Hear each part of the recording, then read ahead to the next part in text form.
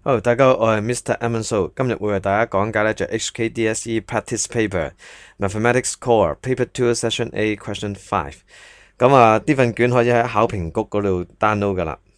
請留意以下信息。如果你係唔熟悉小弟做呢輯 video 嘅理念同埋點樣係正確地使用呢輯 video 嘅呢，麻煩你 pause 咗個畫面佢啦。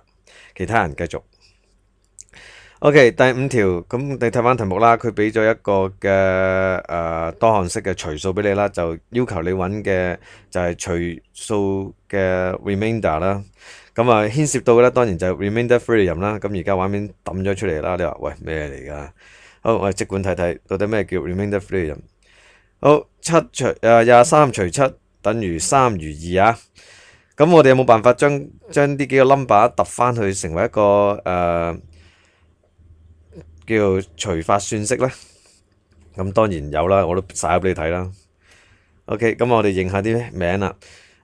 原來呢個被除數呢，除以除數等於雙還有餘數嘅情況底下呢，我哋可以寫成被除數就會等於個除數乘以個雙，再加翻個餘數。如果係咁嘅話呢，我哋就會初步呢係掌握咗 remainder theorem 嘅理論。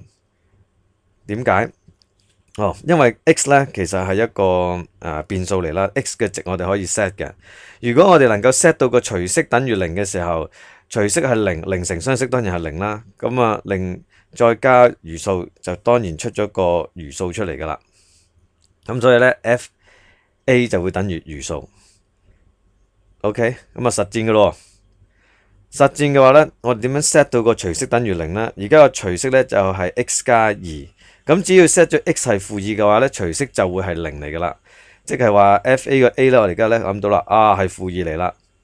OK，呢個 presentation 啦，當然我哋要 let 咗 f(x) 就係呢個多項式啦。OK，由於呢個好簡單嘅運算，咁我晒出嚟俾你睇下收工噶啦。呢度未完噶，仲有少少嘢俾你睇噶，冇錯啦。如果呢啲數咁淺，我哋都會計錯嘅話呢，我哋將會係將個心口抌爛嘅。咁有辦法可以 check 數呢？